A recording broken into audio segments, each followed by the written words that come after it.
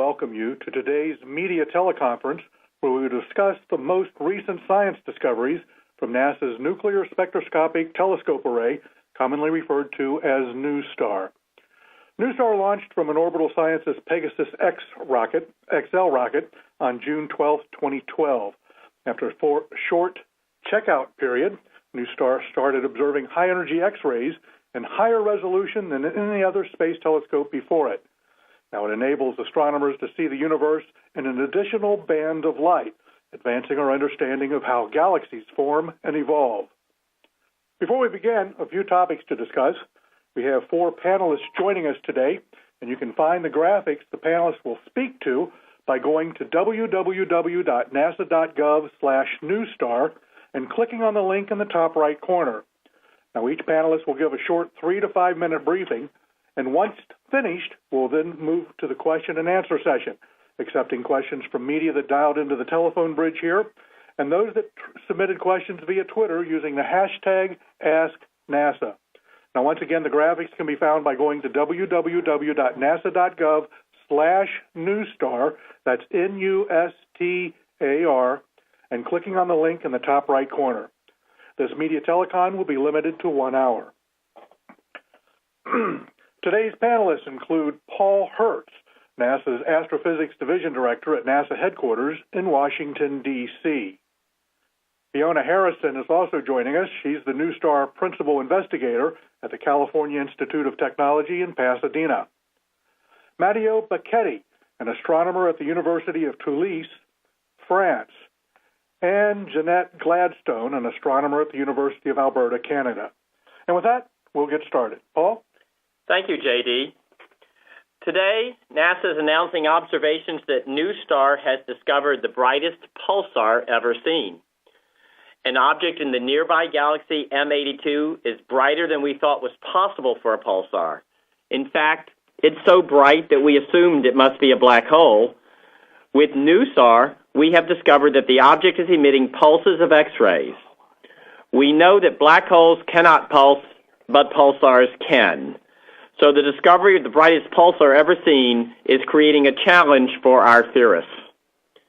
One of the things that NASA is very good at is space telescopes. We have large space telescopes like Hubble and Chandra, and we have small space telescopes. NuSTAR is one of NASA's small space telescopes. It is a small Explorer mission that was developed and is being operated by the principal investigator, Fiona Harrison, and her team. NASA has multiple space telescopes in order to provide different views of the universe. If you look at the first graphic labeled Hertz 1, we see 2 different views of the nearby galaxy M82. On the left is an image taken with the Hubble Space Telescope in visible light. This is what our eyes see. On the right is an image of the same galaxy taken in low-energy X-rays with the Chandra X-ray Observatory. It's clear that we're looking at very different phenomena in this galaxy when we're looking at it using different kinds of light. NASA will continue to develop different kinds of space telescopes with a broad range of capabilities so that astronomers can continue to study the most compelling questions of the universe. Today's discovery could have been made only with NuSTAR, the only telescope that can make these highly focused images using high-energy X-rays.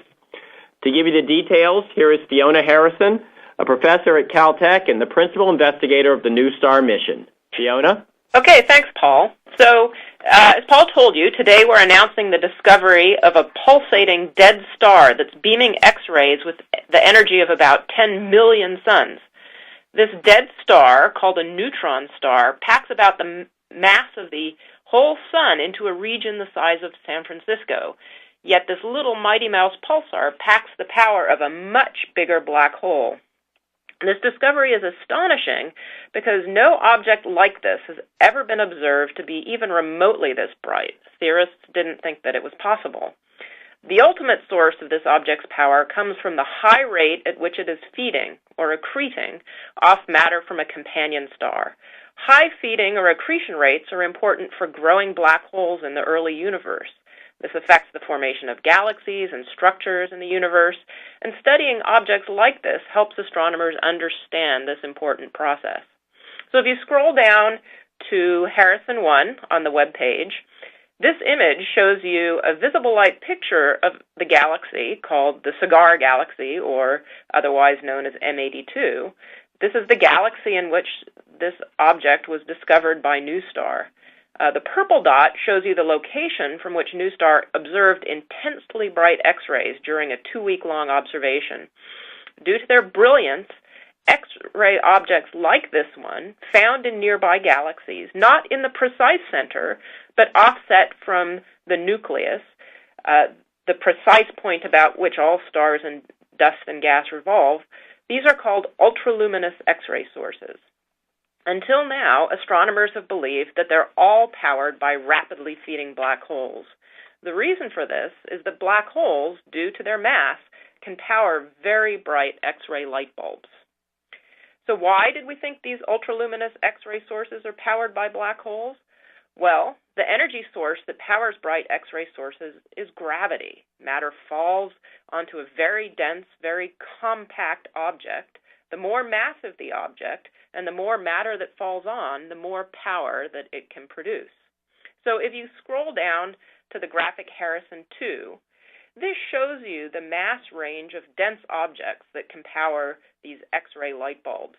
On the small side, stellar mass black holes, neutron stars and white dwarfs, these all form as remnants of the death of a single massive star. We know that all these types of objects exist in our galaxy, not in the precise middle, as I said, but scattered around in the regions where massive stars live and die. On the big side, the very right-hand side of the graph, are supermassive black holes. Now, these are different. They reside in the very hearts of galaxies, and they are formed not instantaneously from the explosion of a single star, but by gorging on material for very long times, a good fraction of the age of the universe. In the middle, underneath that question mark, are what we call intermediate mass black holes. Now, do they exist? Well, we don't know, but these ultraluminous X-ray sources are considered good candidates that may fill this mass void. Why? Well, as I said, the more massive an object and the more it eats, the brighter it is. There's a limit to any object's food supply, of course, so the very brightest X-ray sources are suspected to harbor black holes. Think of it this way. With a given food supply, the brightness depends directly on the mass. So if a 1 solar mass neutron star produces 50 watts, a 100 solar mass black hole will produce 5,000 watts. That's the difference between a nightlight and a spotlight. So NuSTAR found this bright spotlight in the galaxy M82, and immediately we thought, this is so bright, it's a large black hole. Now, if you look at the graphic Harrison 3, this is an artist depiction of what we were quite sure the object looked like. A black hole, shown on the left, feeding off matter from a normal star, which is shown on the right. And even with a black hole 50 to 100 times the mass of the sun, the feeding rate implied is pretty extreme. But then we discovered that rather than just being extreme, the object is in fact astonishing. I'll turn it over to Matteo Becchetti to tell you how our black hole theory was destroyed. Matteo? Hi, thanks, Fiona. So how did this happen? I was looking at this source, and I was, of course, sure that it was a black hole like everybody else. And I was particularly interested in how the signal, the X-ray signal, changed in time, because seeing how this signal changes in time, sometimes you have the possibility to measure the mass of the black hole. But then I realized that the signal was not only changing, but it was pulsing. And that's another story. You can see it on figure Becchetti 1. These are the NuSTAR data when the pulse is on and when the pulse is off. You can see a clear difference already in this picture. If you had X-ray eyes, that's probably what you would see. Well, as I was saying, black holes cannot pulse.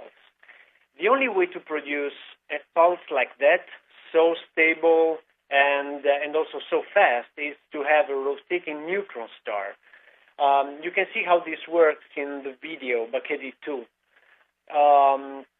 There is matter that is captured in the gravitational field of the neutron star and tries to fall on the star. But then these stars have tremendous magnetic fields. And this magnetic field is able to capture the matter before it falls on the surface of the star and concentrate the fall of the matter onto two very bright spots. These two hot spots are can reach like 10 million degrees or more. So you can think of them like huge X-ray lamps. These lamps of X-rays, as the star rotates, are only visible by us when they're pointing at us. Think about it as a big X-ray lighthouse. And in a lighthouse, what you see is a pulsed signal. And that's exactly why in these systems we observe an X-ray pulse. That's why also these systems are called pulsars. Well, there are many known pulsars in our galaxy also that work with this mechanism. The only problem is that they're never so bright, not even close. So why this one can manage to be so bright is still under investigation because, well, until now, nobody thought it was even possible.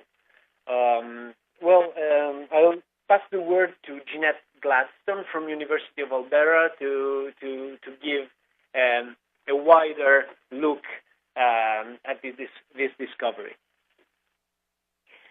Thanks, Matteo. Thanks for the introduction, and also thanks for the team for inviting me. I wasn't actually part of this project, but I do work on these ultraluminous X-ray sources, and I have worked on neutron stars in the past. And so I found this really interesting result, and it's great to see a small telescope making such big discoveries, result that's going to lead to much discussions in many areas of astronomy.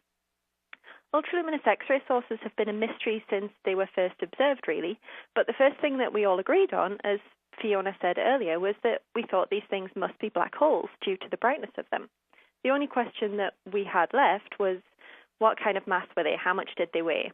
Were they stellar remnant black holes? Were they things that were extreme systems, so the size of black holes that we find in our own galaxies, but eating at much more extreme rates?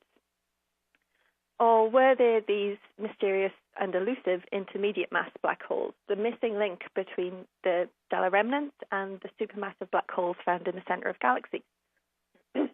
Well, recently the community's been settling on the idea that the majority of these are stellar remnant black holes in a new extreme accretion rate, which is a very exciting discovery, and it kind of pushes the boundaries on what we thought was possible for accretion, for how these objects feed.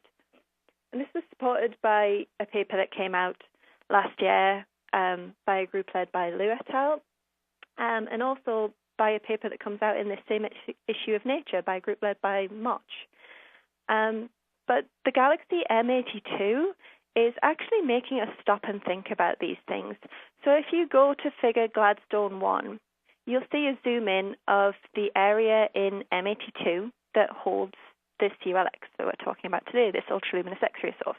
And you'll see that there's two sources labeled there. X1, which is the brightest X-ray source in this galaxy, and X2, which is the second brightest. So X1 was in the news recently because recent X-ray analysis of that source has shown that it may be one of these intermediate mass black holes.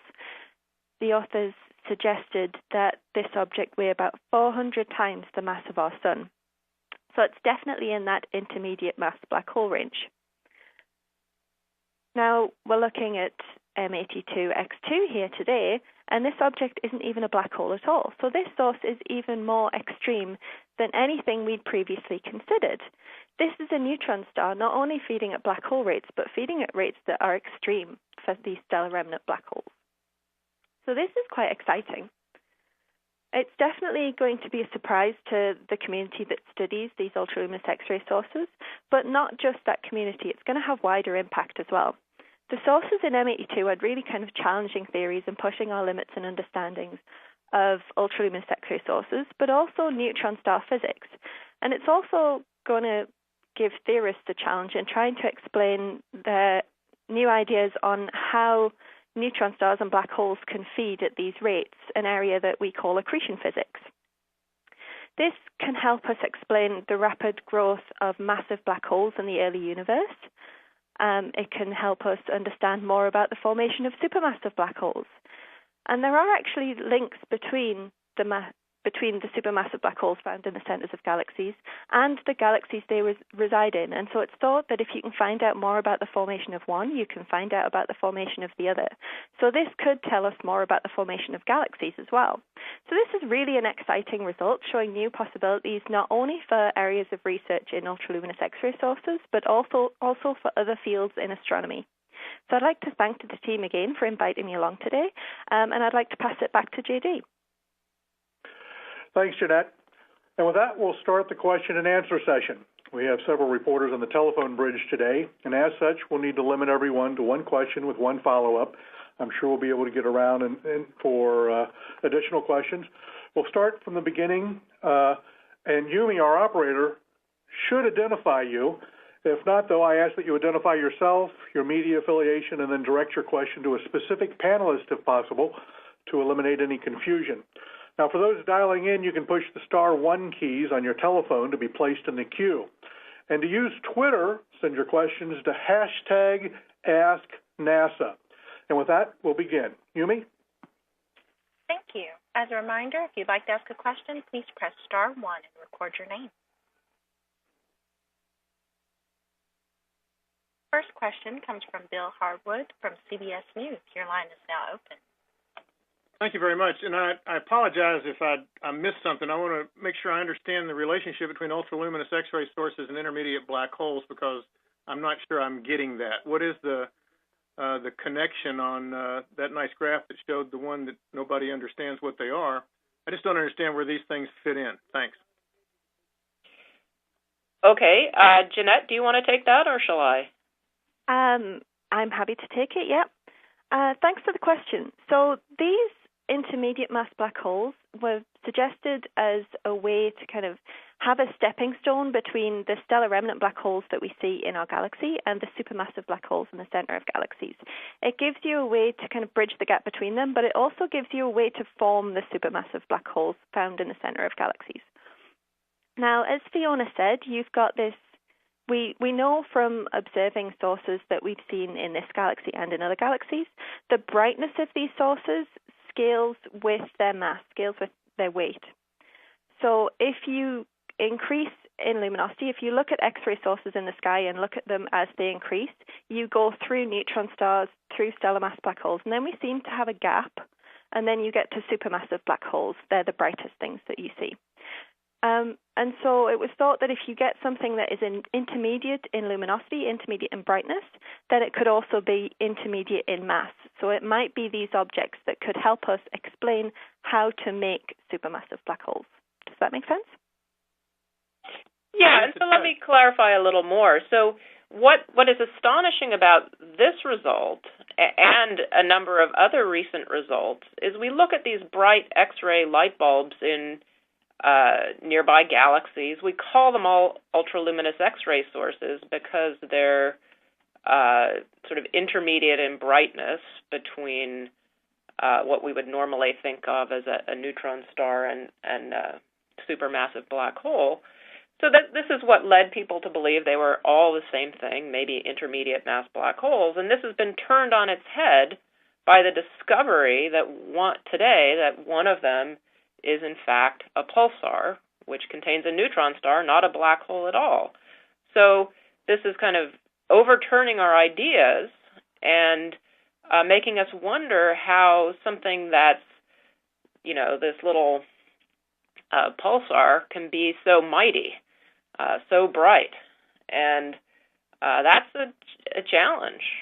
Well, Fiona, I'm sorry, but that is exactly my question. I understand this is a new class of particle, but star or object, I should say. But is that something that serves as a candidate for this intermediate mass object, or is this something completely different? That's what I'm not understanding.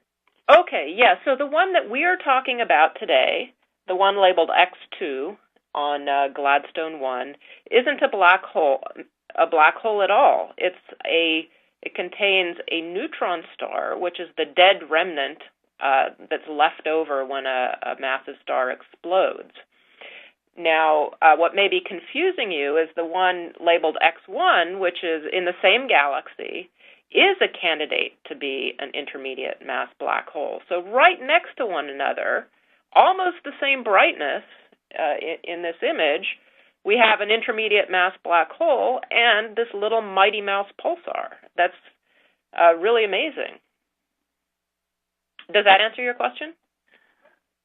Yes and no. I mean, really my problem is, does the new object that you guys have found, assuming this is a category of some sort, and you may find other examples at some point, do these objects serve that stepping stone role between stellar mass black holes and supermassive black holes, or do you still need the intermediate mass black holes, and these are, in fact, a totally different phenomenon? Thanks. The intermediate mass black holes are a different phenomenon than the pulsar that we are announcing today. Now, what we see in the galaxy is 2 points of X-ray light that are about the same brightness. And so one might think, oh, they're the same thing. But what we're announcing is that one of them contains not a black hole, but a pulsar, so is not this missing link. It's not an intermediate mass black hole, even though it looks like one. And that is really the discovery. So Thank you. Sorry to jump in. I just wanted to clarify and add on to the mass estimate. So this is basically saying that X1 that you see there is about 400 times the mass of our sun, whereas we're saying that X2, or rather the team who's announcing this today, saying X2 weighs about 1 to 1.5 times the mass of our sun. So these are really different sized objects. Thanks. This is JD. And once again, if you have a question on the telephone bridge, push the *1 key. And if you'd like to ask a question and ask NASA, just send it on your Twitter to #AskNASA. We do have a question here from the social media. What is the spin rate of the new bright pulsar in M82? I can take this. It's 1.37 seconds to complete a rotation, so 0.7 rotations per second. Okay, and we have a second question here on social media. Is this pulsation from M82X2 a transient phenomenon? Was this not observed with Suzaku HXD? Yeah, it's most probably a transient phenomenon because we haven't found evidence for it in past observations for not only Suzaku but many other satellites. And also in our observations, there's at the start of the observations, we don't see pulsations. Pulsations start afterwards, and that's actually a very interesting feature of this pulsar. Yeah, and let me clarify a little more here. The new thing about NuSTAR is that it's the first focusing high-energy X-ray telescope. So unlike the Suzaku HXD, which cannot resolve the different sources in this galaxy, so it can't tell the difference between X1 and X2, NuSTAR is the first high-energy X-ray telescope that can. So it's the first time we've been able to separate out the high-energy X-ray light from these two sources and study them. And we know that this source X2 is sometimes very bright and sometimes very dim. And so it does vary, and we think that when it's bright, that's when you can see these pulsations, but it's really the new kind of X-ray eyes that NuSTAR has that has enabled this discovery. All right, we're going back to the telephone bridge. Yumi? Our next question comes from Mike Wall from space.com. Your line is now open. Okay, thank you guys for actually doing this. This is sort of, a broader question about just kind of medium-sized black holes. Could you just sort of take a step back and sort of say what you think is known now about medium-sized black holes? I mean, like, do we really think that they exist? Are they still hypothetical objects? Does the astronomical community, like, are they pretty sure that they exist? It's just hard to confirm them. I mean, could you just say a few words about medium-sized black holes and what kind of where the sort of search for them is right now, and like what this new finding means for that search? Okay, Jeanette, did you want to take that, or shall I? Yeah, I'll take it. It's been suggested that there should be these medium-sized, these intermediate mass black holes out there, and most ideas on how to make supermassive black holes require these intermediate mass black holes. The problem is that they're very difficult to find. So far, there are only maybe two strong candidates that we have for these intermediate mass black holes, and one of them is M82X1, which you can see in the figure Gladstone 1 there.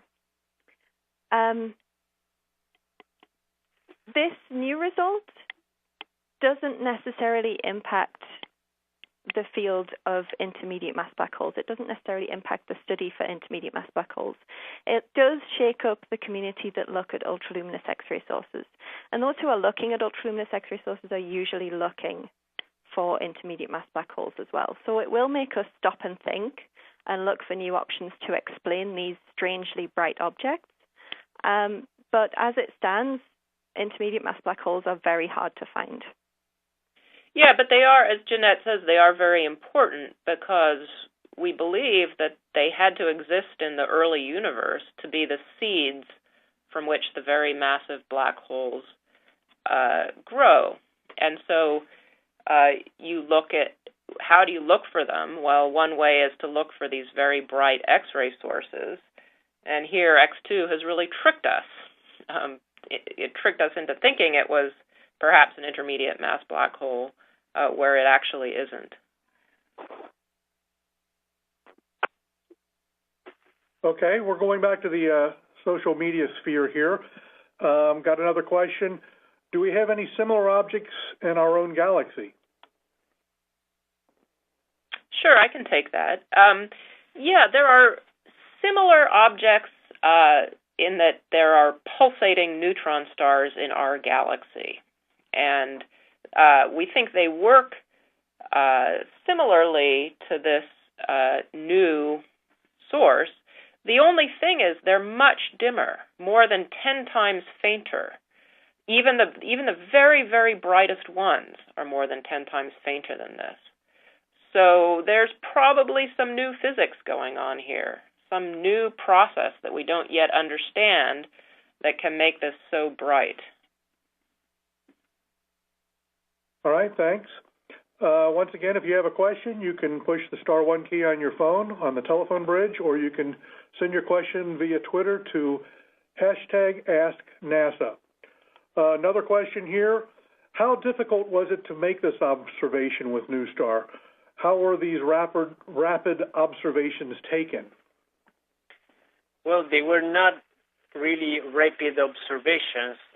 It was a single observation in which you could measure the variability of the X-ray signal in very short time scales. And it was, I don't think it was a very difficult observation for NuSTAR, because NuSTAR is just extremely good at doing this kind of observations.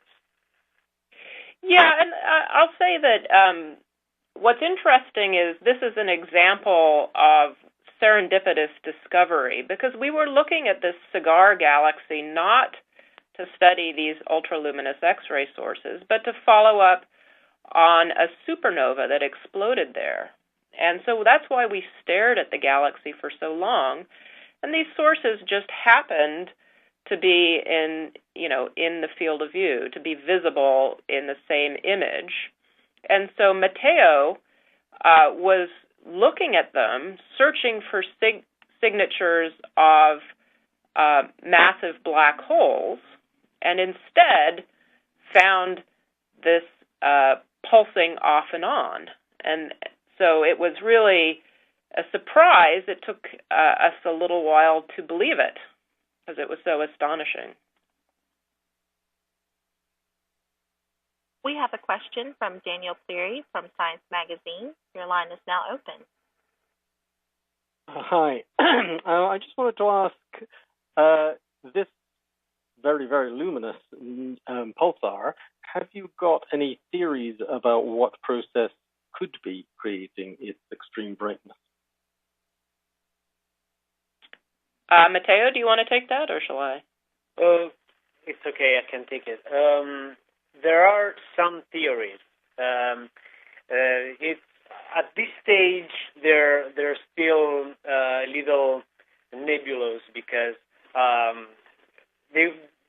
such luminosities were not really thought of a lot.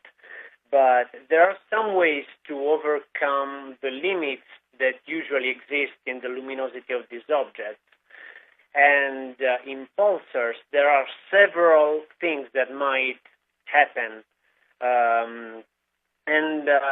One includes the fact that these stars have a very strong magnetic field, and this in some way might happen to eat more matter per unit time, let's say, and so produce a very high luminosity. Another thing that might happen is that as the fall of the matter is concentrated in very small areas, it might somehow be easier for this matter to fall undisturbed on the surface, so at very high velocities, very high rates, than in black holes, when the fall of the matter is more homogeneous. I don't know the amount of detail you were asking for. No, that's fine. Yeah, I will say that it's a puzzle for theorists, because there's a very famous paper that predicts the brightest that you should be able to see a pulsar at, and it's more than 10 times fainter than this one. So I think there will be new theories that come out of this observation. All right, we're going back to the Twitter sphere. What was the spectrum for M82X2 in this observation? What physical model was most successful?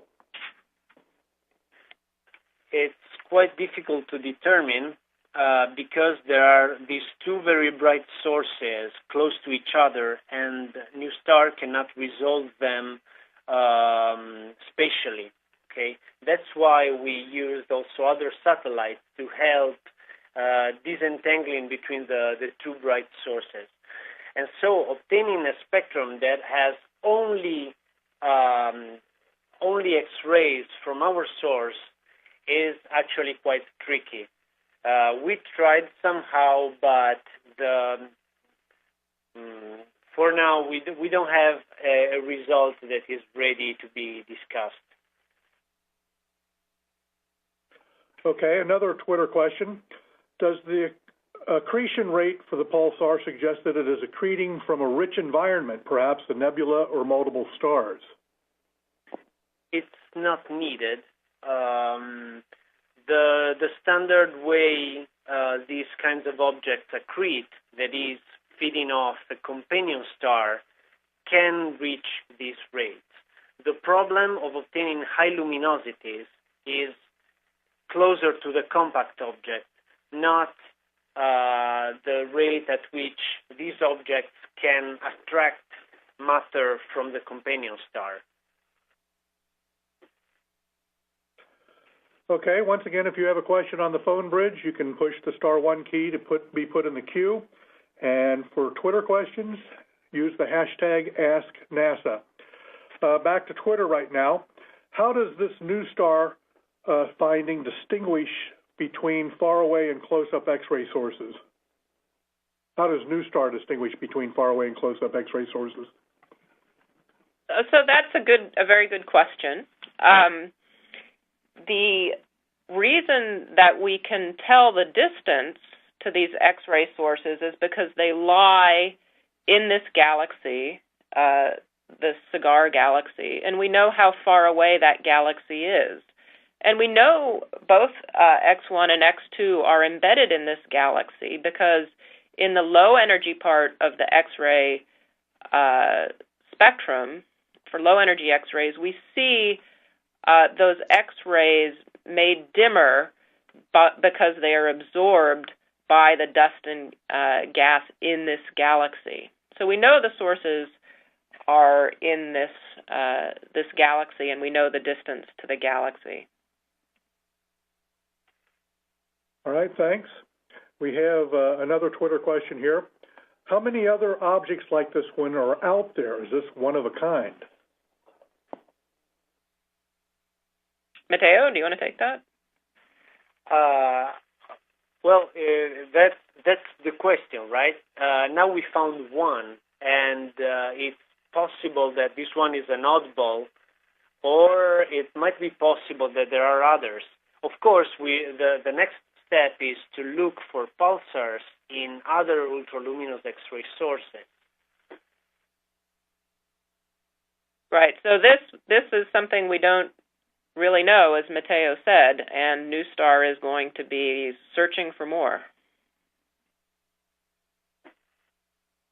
Okay. Once again, if you have a question on the phone bridge, use *1, and for Twitter, use #AskNASA. We'll stand by for just a moment for the next question. Stand by.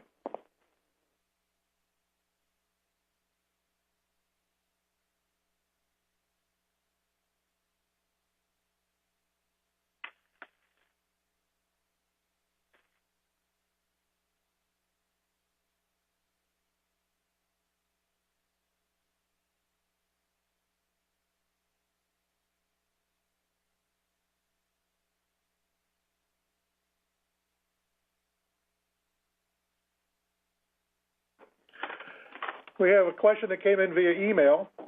Can the object accrete sufficient mass to collapse into a black hole? If this may happen, any idea on the time frame? That's a really good question, and in fact, that is a prediction. If the pulsar is accreting matter or eating matter at the rate that we think, it shouldn't last that long before it turns into a black hole. Now, that won't happen in our lifetime, but it will happen on a relatively short time scale in terms of the age of this galaxy and the age of the other sources in it. Do we know what size the black hole would be?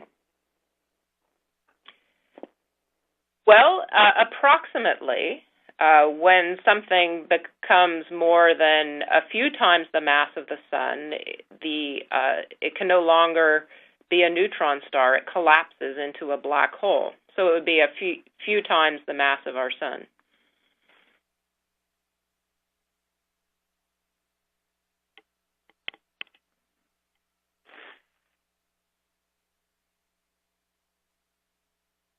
I'm sorry. Now we got a question from Twitter, rather generic. How well is NuSTAR doing after 2 years in space, and what's next to come for it? Well, so NuSTAR has just finished what's called its baseline mission. That was the mission 2 years, and has just been turned over to the community for 2 years, where anyone in the world can propose to look at something with NuSTAR. That's called a guest investigator program. And so NuSTAR is very healthy. The satellite is still working as well as it did the day after it launched. And we hope that there will be many more years of guest investigator programs where people from around the world can use this telescope. All right, one last time. If you have a question from the telephone bridge, *1 on your phone, and Ask NASA. We'll be closing down in just a moment. Stand by.